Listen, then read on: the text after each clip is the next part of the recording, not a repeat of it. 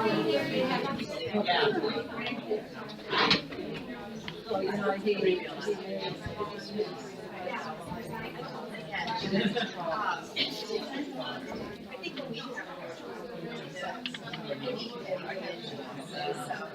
was the only thing I remember of ours.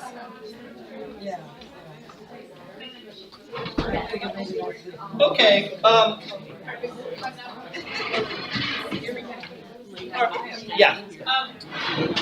In answer to Kelly's question about speaking the truth with love in regard to, maybe your children or your grandchildren, I wanted to give the example that happened to my husband and I. When we were preparing for marriage, he was not baptized. He had never been baptized.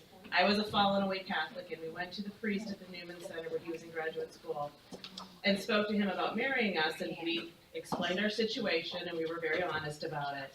And the priest said to me specifically, it's within my rights to not marry you. You're not practicing your faith. You're not following the church's teachings. But I'm going to marry you. And the reason is, if I don't marry you, you will never come back. Mm-hmm. And if I do, you might. Yeah. And I don't remember anything else about our marriage preparation, but I remember his words specifically. And he directed them to me as the Catholic. Yeah. That's why, that was one way that and he did marry us, and I can remember his name, and that was the only interactions we really had with him. Because it was the Newman Center. Yeah, he was a little more, he showed us mercy. Yeah. Well, like in is this recording? Oh, no. Okay, good. Don't even talk to each other. It's not really bad, but it just, people can get the, when I was trained to be a spiritual director in the Franciscan order, and I'm really for Franciscans, but the diocese is globbed onto me because I guess they need us, and so now I do wives of men going through the diaconate, deacons' wives, and other people as well. But it was interesting. One of the things in the training is they give a really example of this person who comes in and they're confessing like sexual sins, in this case, premarital sex, things like that. And in the conversation, you finally realize that they're homosexual. But they have not confessed that particularly. They're confessing other things. And they're telling you about these things. The rule is you don't address it at that point. You tell them how to deal with the sins they are accepting and that they understand themselves as sin. And you sort of wait that one until you've built up more of a relationship that if it doesn't come out, you might start to address certain things. But at the moment, you don't say anything. You don't go, well, wait. You're like, you've got a double whammy, right? You don't it's the same type of thing. You could call them out on it right there, but it might not be a good thing. And it's not just for sins. I think your whole example is a great one because, so one of the other things is Francis wants to update the language. The other thing he said is, in his Francis way, and this is Pope Francis, not St. Francis, but Pope Francis, where he talked about, the early church had very few laws. He doesn't mean doctrine teachings. He means rules, for the community. And when you look, has anyone ever seen the Code of Canon Law? Yeah, it's bigger than the Catechism and the Bible put together. And so the Pope made the point, a lot of times we have to be careful. We can fall into the problem some of the Pharisees, not all of them, but some of them did, by creating what they called a hedge around the Torah. That is, in our concern that people don't break the law, we make lots of laws so they don't even get that close. But then what happens?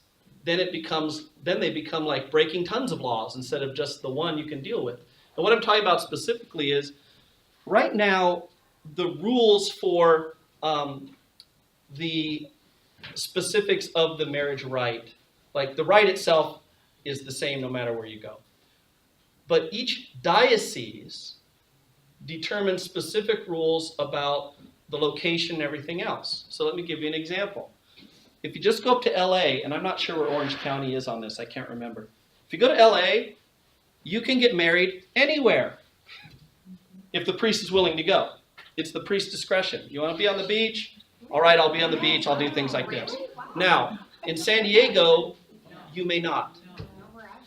And what the Pope is saying is things like, why not? Now, don't get me wrong. If you're a practicing deeply, loving Catholic of the church, you want to get married in the church and do things.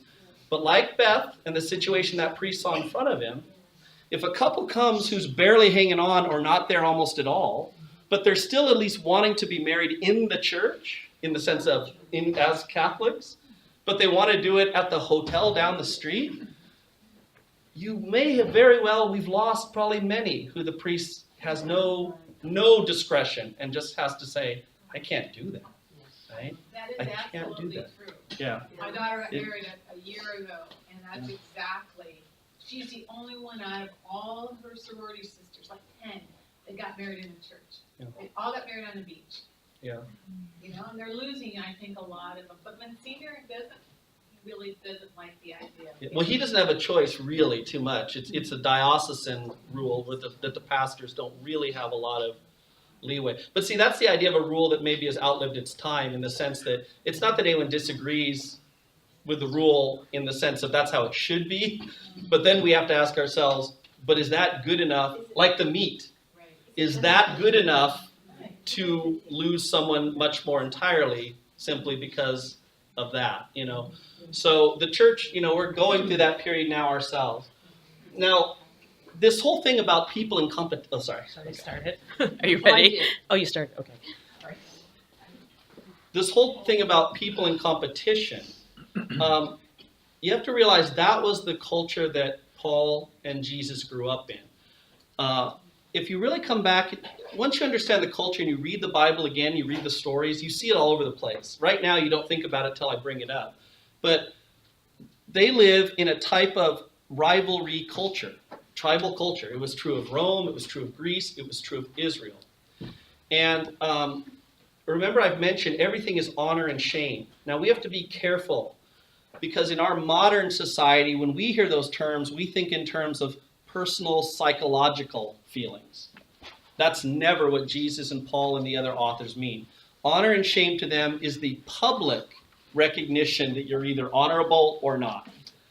It means they care what people say about you. So, whenever they're talking, so everything is to keep this public persona is what's important. And Paul does not change that. He simply changes the actual, what is honorable versus what's dishonorable in terms of action. But he doesn't change the idea, and neither does Jesus. And so the society they live in, sociologists call agonistic, and I'll talk about it more in a moment. The word agon is like athletic competition or struggle. It's where we get the English words like agony, agonizing. Now, on the next page from where we were, you see near the top the indented paragraph. This is from a man named Father Bruce Molina.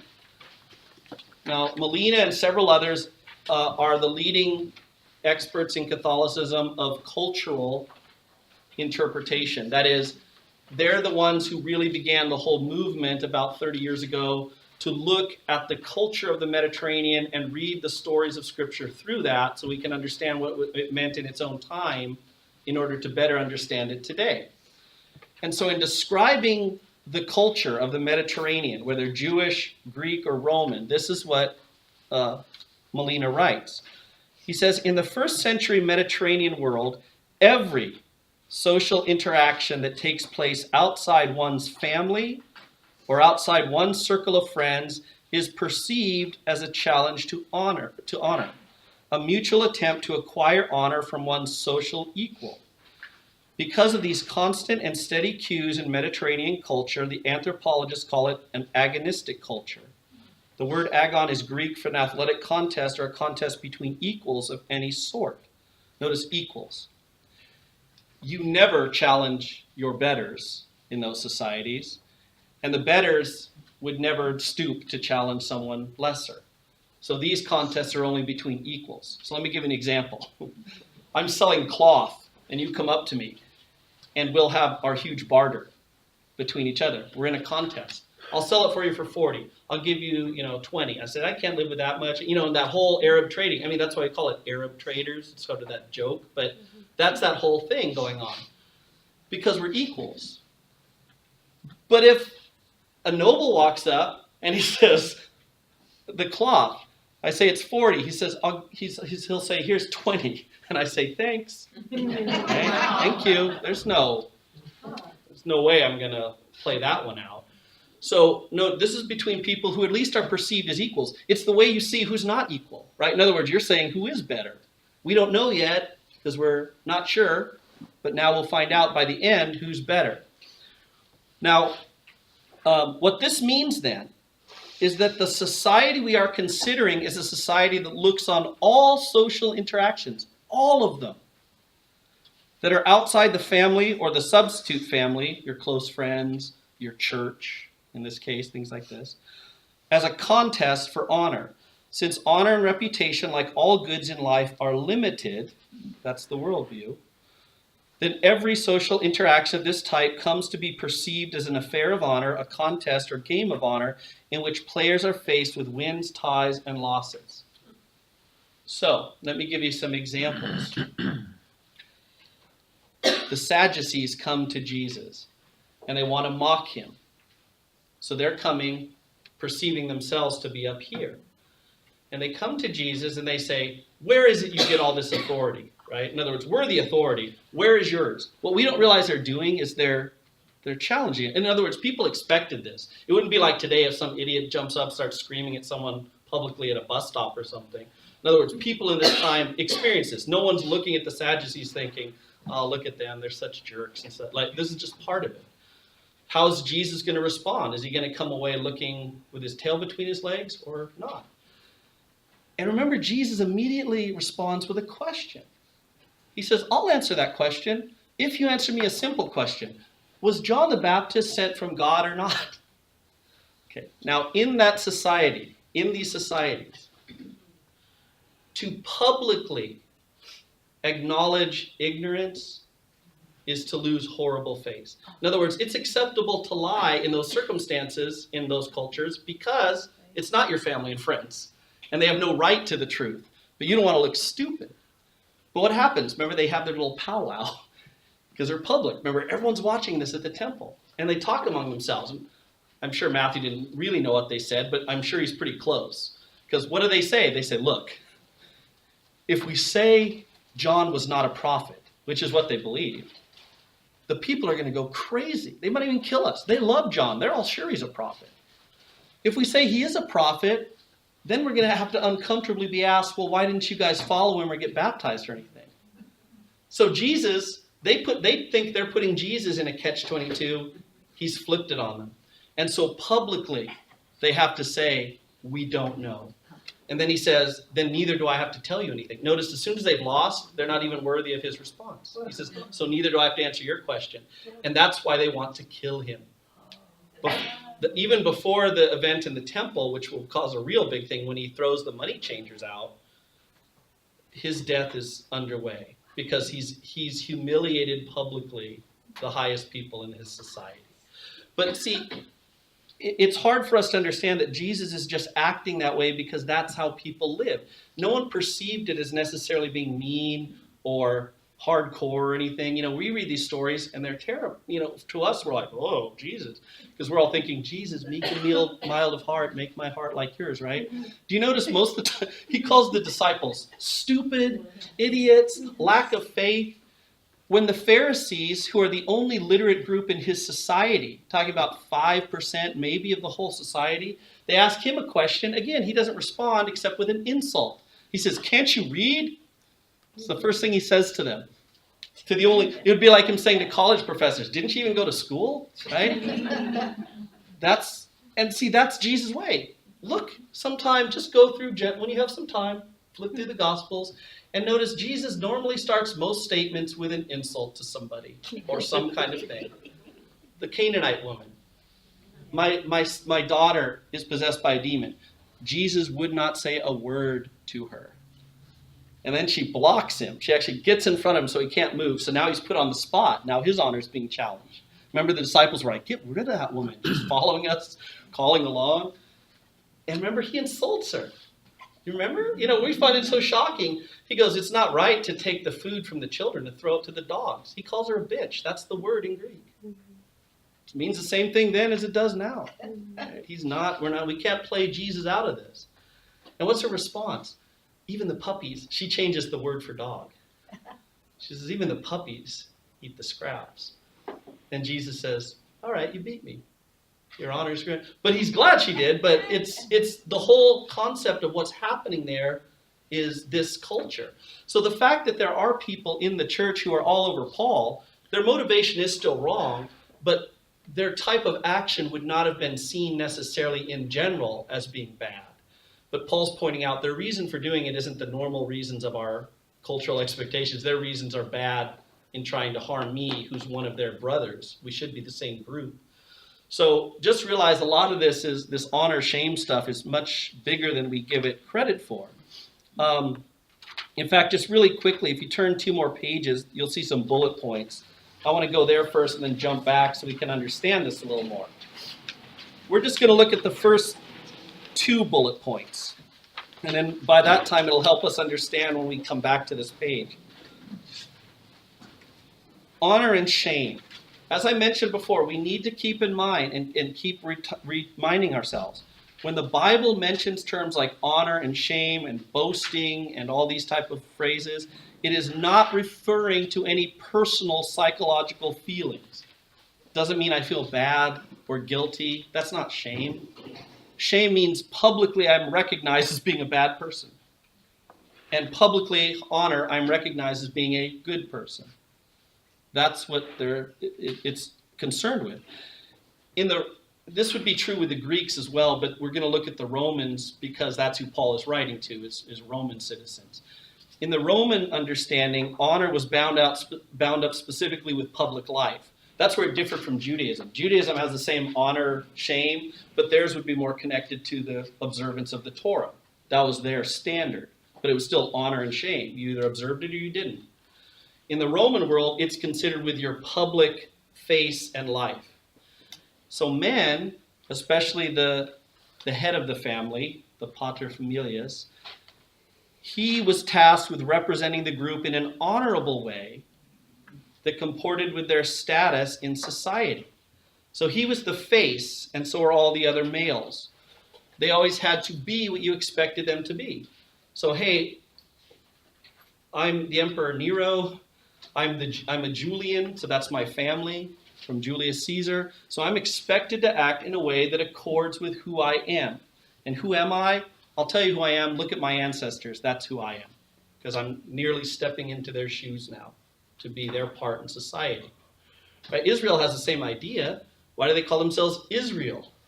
Because they're named after a man, meaning they all assume themselves to have the exact same traits as the person Israel. So it's this idea. So that's the man's job. The woman's job is tasked to protect the family, women were tasked with protecting the family from shame. There, where the man's place was outside in the world. The woman's job was in the home. So within the family group itself, especially mom, whoever, or the foremost wife, the Romans didn't have polygamy, but whoever the top woman was in the household, she was the one who was tasked with making sure everyone did their job. And one of her main jobs was to make sure that her husband or the paterfamilias didn't flake out and not do what he was supposed to do. So she became his shame magnet.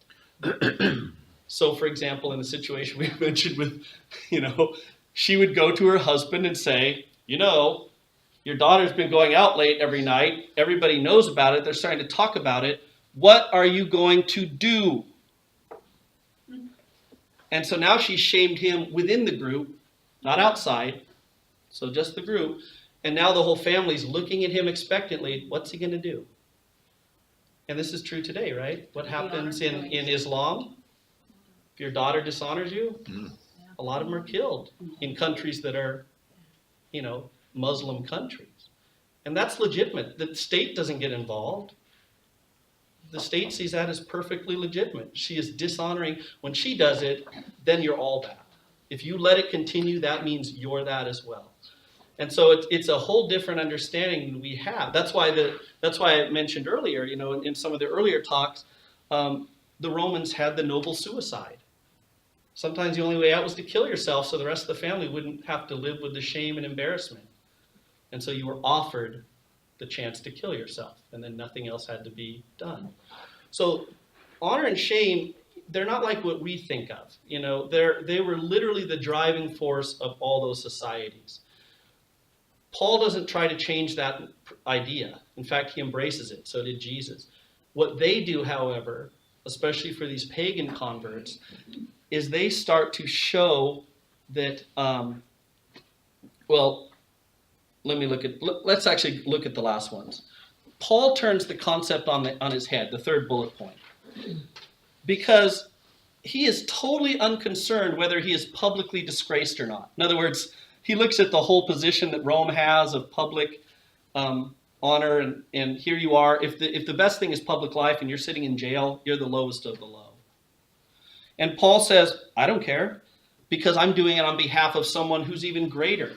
I'm doing it for Christ, so my master is better than the Roman master. Therefore, it's not really disgraceful, it's really honorable. Now, in the Roman point of view, that's nuts. Right? What are you talking about? But Paul is basically starting to tell us that what it means for a Christian to have honor and shame is that our lives glorify Christ. Do we bring him honor? And it doesn't matter if on the secular level, if the rest of society thinks we're doing shameful, wrong things. Are we doing what we're supposed to do for Christ? And that's what Paul starts to develop here. What he's really doing is putting in line the whole foundation for what will be Christian culture in general. The next bullet point. A Christian can affirm, just the bold part, a culture's values when they're in conformity with the gospel, but then they judge everything else that's not in conformity, and they don't act in that way. So we don't just walk in and say Christianity replaces everything. No. Whatever culture, like in Paul's time, he's looking at some of the things they held good. Let me give you an example. From the Emperor Augustus, there was the worry that foreigners were outbreeding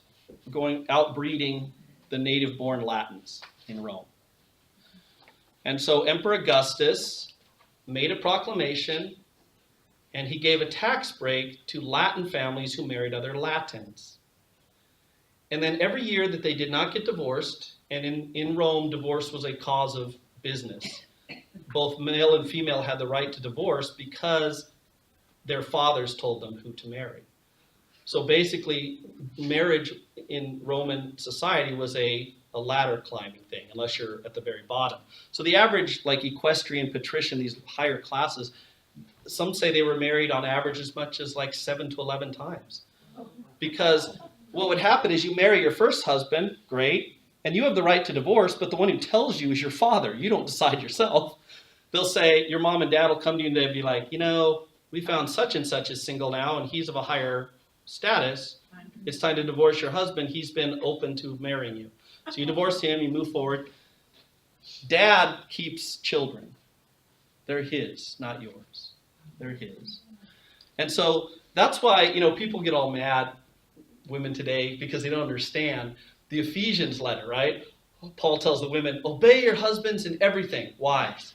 Husbands, love your wives, right? And people are like, what? He gets off light, right? Well, now, not really, because he has to love them as Christ loved the church, sacrificial surrender. But the point is this. They didn't love their wives because you didn't get married to have a permanent relationship. That was not the Roman way of thinking. But because of that problem, Augustus gave a tax break to people who got married, and for every year they remained married, he allowed it continued, so they get the tax break. Then for each child they had, he gave them a tax break. Now his reasoning for it was totally mercenary. He just was afraid that there were going to be too many foreigners in Rome. However, the Christians could affirm that teaching, even though it was pagan, because it coincided with their belief. They have a whole different reason, but they can at least uphold that value and have no problem with that. But other ones, like infanticide, couldn't be acceptable to the church. And you couldn't enter the church if you were going to commit that or things like that. Now, if you had in your past, that's different. You're forgiven, you move forward. But there were certain things that had to be condemned and certain ones that didn't. So the church didn't just come in and have its own rules about everything. It usually used whatever the culture's rules were as long as they accorded, and then other times they didn't. In the case of Philippi is a Roman colony, remember, settled primarily by ex-retired military soldiers. They have been given citizenship and land grants from the emperor. So these guys are hyper-patriotic. And so for Paul, it's very clear that in the eyes of the pagans for sure, and maybe even in the eyes of many of the Christians, Paul's has been publicly compromised. Right? He's an enemy of the state. He's in jail in the capital of the city to face the emperor. That's why Paul's trying to tell the church, he's challenging them to reflect on the fact that if Christ is really the Lord, sovereign of everything, then just maybe, he's not forcing it at this point, he's just challenging them. Just maybe, as a Christian, you should begin to look at the bigger picture and ask yourself, is what the world considers to be honorable and dishonorable really so in fact? So he's challenging, yeah, some of you think I'm the worst of the worst, but I want to ask you to reconsider. Am I really here because I'm a bad person, or am I here because I have different, more important values? So he's really laying something out for all of us in any age or society. And so for the Christian, what Paul leaves us with by the end is it's the honor of Christ and the gospel that the Christian seeks to uphold. That's what's honorable for us, while shame is determined by letting Christ down by being a poor witness, failing to hold on to the faith, or reneging on it, or acting cowardly in promoting it. And that's exactly what Paul will talk about in the very next few lines. He makes this prayer as he tells them, back to Philippians to show you where he does this. In Philippians, he says, get back where I was. Okay.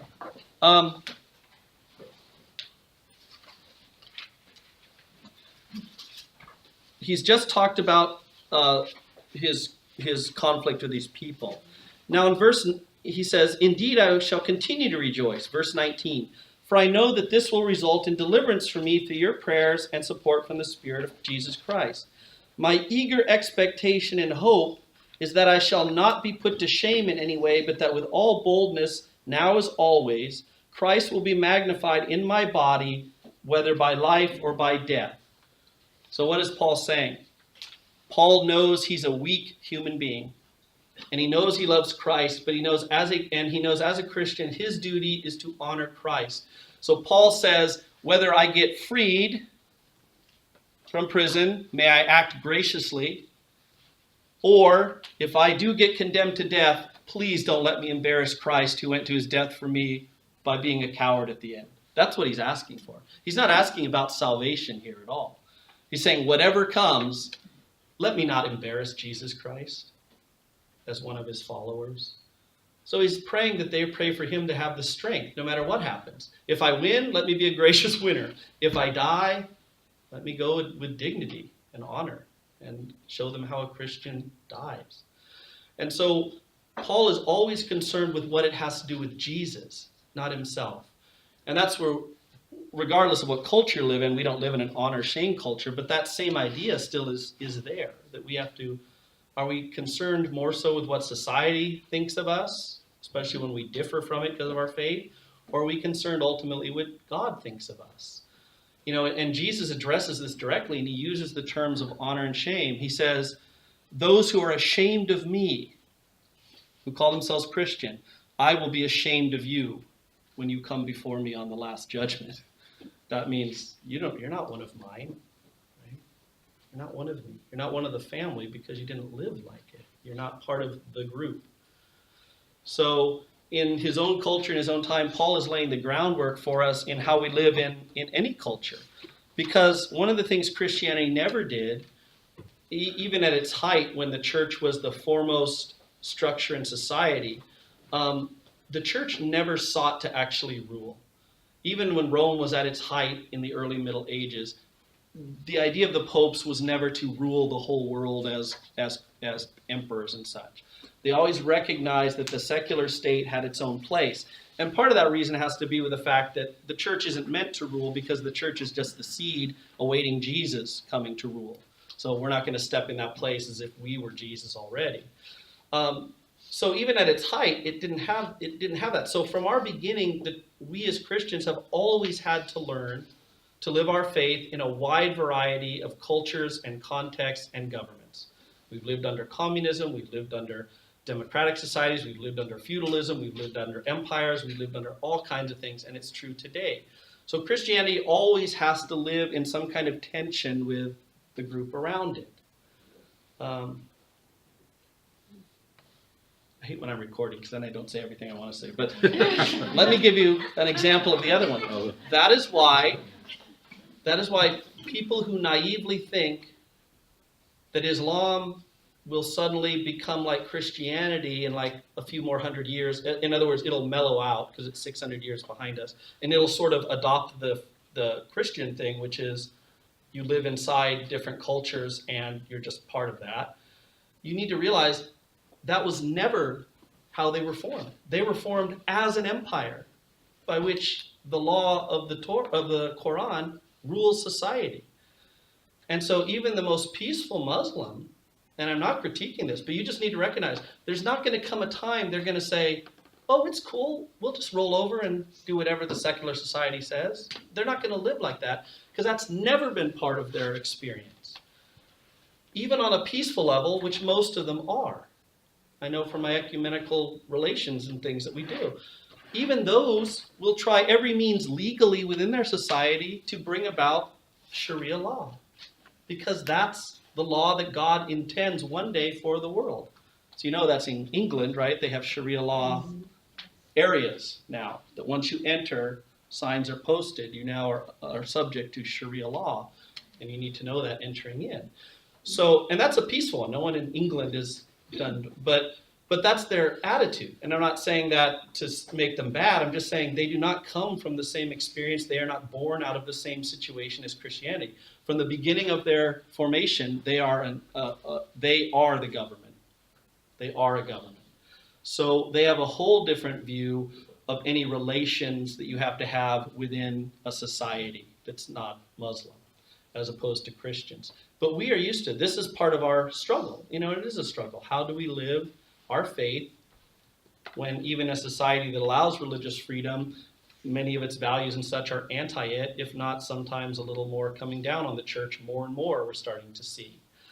And that was Paul's struggle as well, that he's telling us, you know, in the end though, when push comes to shove, you have to choose the church. You have to choose Jesus in the end, because what's going to be your excuse otherwise, you know, when you come forward? And Paul always uses the example of Jesus, not to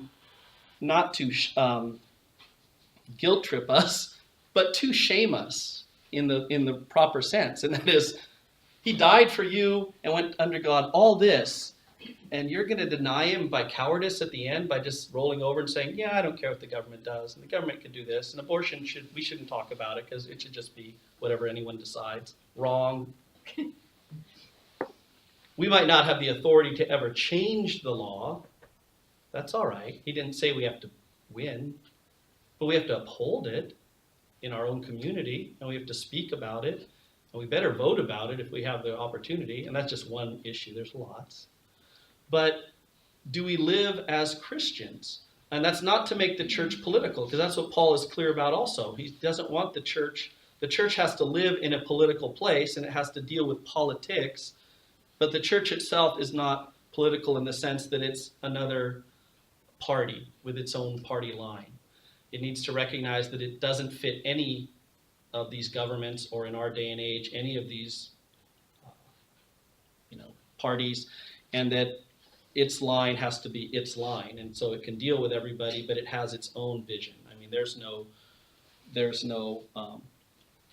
party in the United States that's Catholic. There's not by any means, right?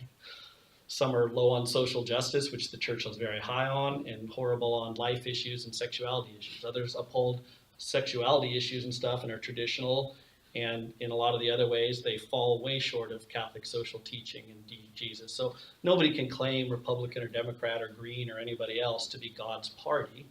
And no country can claim to be God's country. That's the other thing that Paul is pointing out. When the Roman Empire claims that they're the ruler of the world, Paul says, to a point. Right?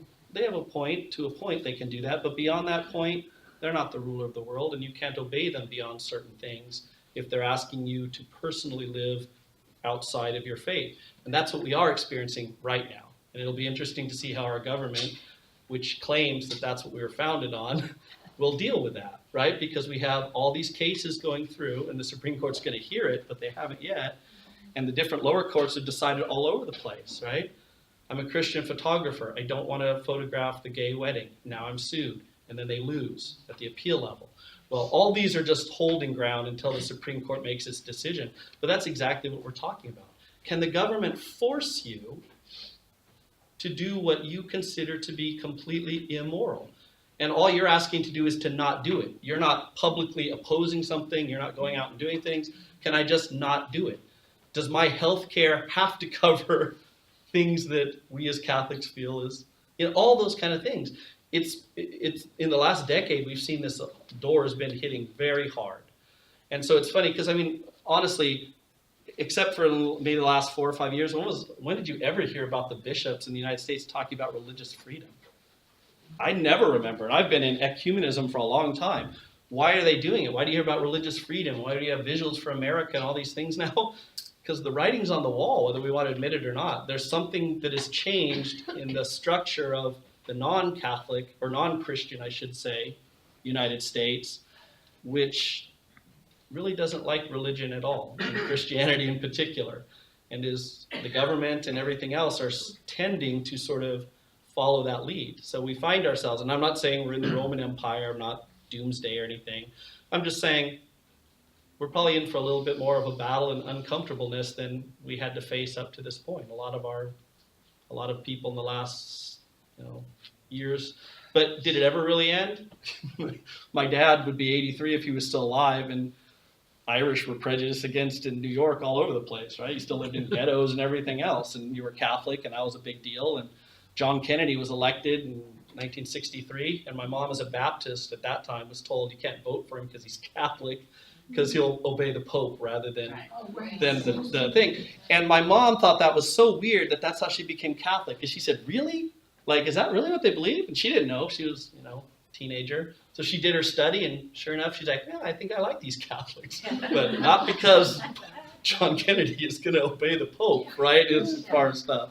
So, there's never really been a time. It's just each generation has their own. They forget about the old ones of struggling to live their faith. So. Question, is there any rationale behind how Paul's letters are placed in the Bible? Yes, but it's nothing that's of deep theological significance. They're placed in order of size. That's it. Very Jewish. The prophets are placed in the order of size. Now, then what we do is however, we you have his letters to churches first, so them by size, and then you have his letters to individuals, Timothy, Titus, by size. It is interesting, though, because if you look at Paul's letters, here is the symbolic part. The church loves mystical symbolism. So if you just look at your table of contents, you have Paul. You have letter to the Romans, so that's one church. You have 2 letters to the Corinthians, but that's only a second church because it's the same church. You have the letters to Galatia, Ephesus, Philippi, Colossians, 1, 2, 3, 4, 5, and Thessalonians. So you have 1, 2, 3, 4, 5, 6, 7 churches. Right? More than 7 letters, but 7 churches, which together make up the perfect number, right? 7. And then if you look, you have, then you have if you count what's called the Catholic epistles, James, 2 letters of Peter, 3 letters of John, Jude, you have another 7. And then if you look at the ones Paul, so there is a numerical thing that we don't always fully grasp, but the church had a mystical reason for how it did things as well, other than just the practical. But they brought that over just wholesale from Judaism. So, okay, sorry I kept you guys. Let's go ahead and end in the name of the Father and the Son, the Holy Spirit. Almighty and eternal God, we ask you, Lord, to continue to give us the grace and the insight to take the Word of God, which is unchanging, but to understand it in our own time, in our own particular place and culture and struggles and issues. Let us take the wisdom of Paul, which is your wisdom, speaking through him by your Spirit, and give us the wisdom to apply it in our time, in our own lives, in our own situation. And Lord, we also ask you to grant us more and more of that love. Break the hardness that surrounds each one of our hearts so that your love can penetrate more deeply into our hearts and minds, so that we truly can not just be preachers of the message of the gospel, but our motivation in preaching it will be even a greater draw for people, for they will see that we are speaking the truth in love. So, Lord, let us recognize our dignity as Christians. Let us also recognize our responsibility as being the salt of the earth and the light of the world, that we are called to draw attention not to ourselves, but to the one God revealed in the person of Jesus Christ, who loves us so much that he would offer himself even to the point of death, simply that we could be saved. That is a love we can't even begin to grasp, Lord, that humbles us.